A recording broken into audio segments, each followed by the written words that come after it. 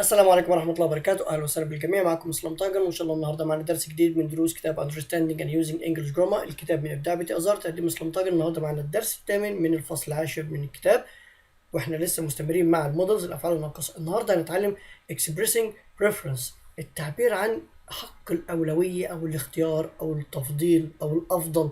إزاي استخدمه مع المودلز؟ هنستخدم فيه would، مش اللي كانت في الدرس اللي فات بتاعتي اللي بتساوي used to، لا النهاردة عندنا حاجة اسمها would rather، يعني معناه افضل، اختار ده عن ده، وبيجي معاها ذان. هنعرف would rather وامتى نستخدمها مع ذان وامتى الافعال اللي بعدها، هل هيبقى فيها اي جي، هل هيبقى فيها اضافات، هل هتبقى فعل من غير اضافات خالص.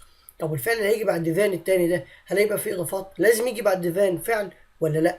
كل الاسئله دي ان شاء الله هجاوبك عليها. درس النهارده صغير وجميل وسهل، واستخدام would rather اقصى من رائع، وتعلمها وتستخدمها اكتر من مره كمان، ومش هيبقى فيها مشاكل بعد كده معاك باذن الله سبحانه وتعالى.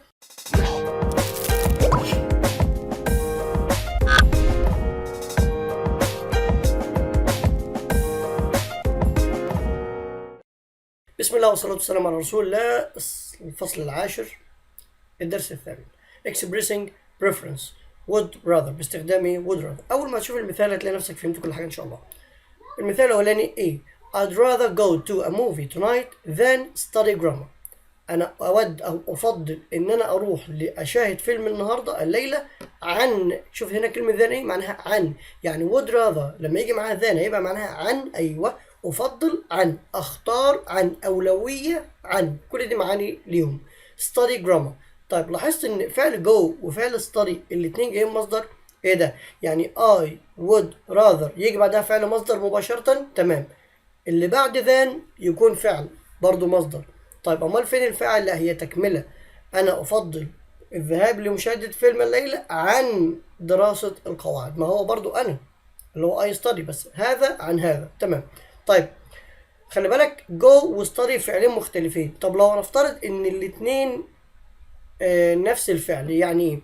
يعني I would rather go to a movie tonight than go to let's say go to the club، النادي. قال لي في الحالات دي انت مش محتاج تحط جو، يعني تقول ايه؟ I would rather go to a movie tonight than a club، عن النادي. طب ليه ما حطيتش جو؟ لان الفعل بتاعك مشترك، فمش محتاج تكتبه مره تانية. شوف المثال التاني هو اللي هيوضح لك الجزئيه دي. I'd rather ايه apostrophe دي، ما هو احنا عارفين قبل كده ان would ممكن نختصرها apostrophe دي، صح؟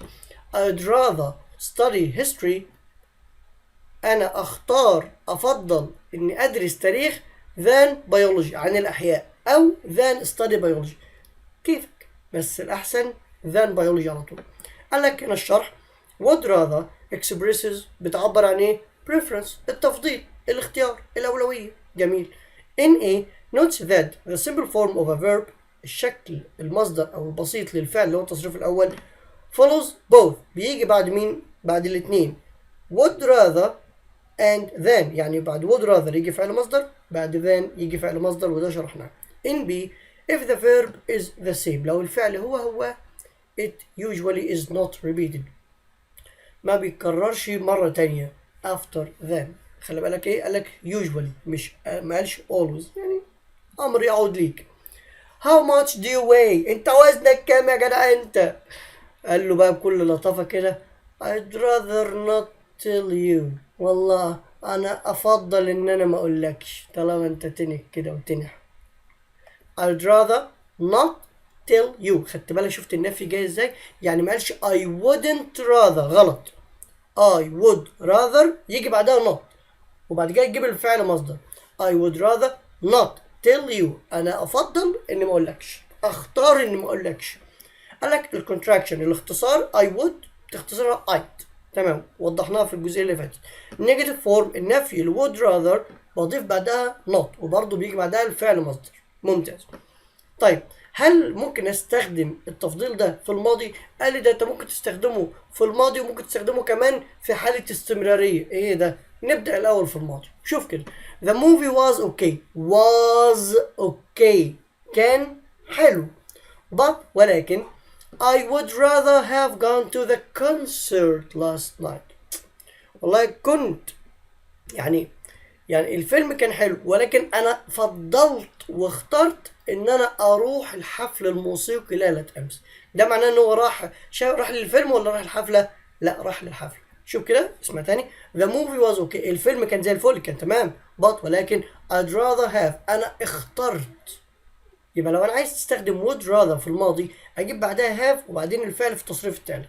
تمام. I'd rather have gone to the concert last night. تمام. انا اخترت او وديت. خلي بالك بقول لك the past form would rather have و past participle هو التصريف الثالث للفعل. usual pronunciation النطق المعتاد. I'd rather شوف يعني تقول ايه. The movie was okay but I'd rather have gone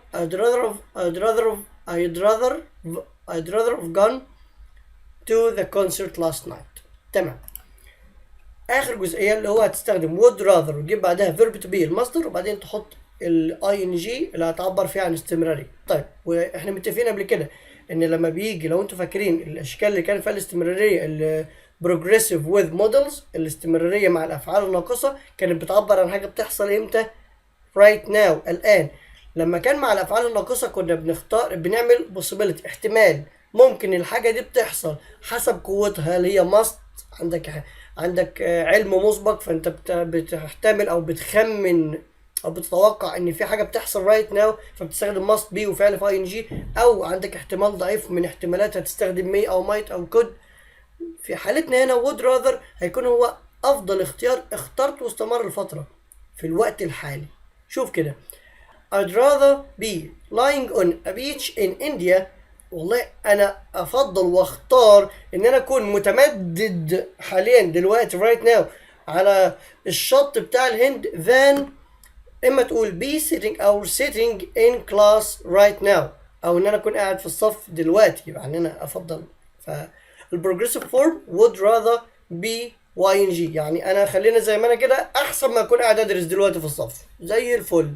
I'd rather be lying on a beach in India. افضل اود واختار او لو يا سلام مفيش احسن من انك ممدد كده على الشط than sitting in class right now. احسن من انك كنت زمان قاعد في الصف بدرس دلوقتي.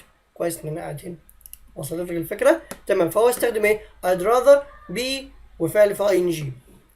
اتمنى ان would rather وفكره البريفرنس الاختيار او الافضليه او الاولويه وبتستخدم بعدها كمان than وفعل مصدر ما فيهاش اي مشكله معاك. حاول تستخدم لي كده مثال حاجه عن حاجه، اكتبها لي تحت في التعليقات. يعني مثال انا ممكن اقول لك ايه؟ I would rather watch TV than play video games. ممكن مثال تاني I would rather sleep. انا افضل ان انا انام than let's say اي حاجه than cook food.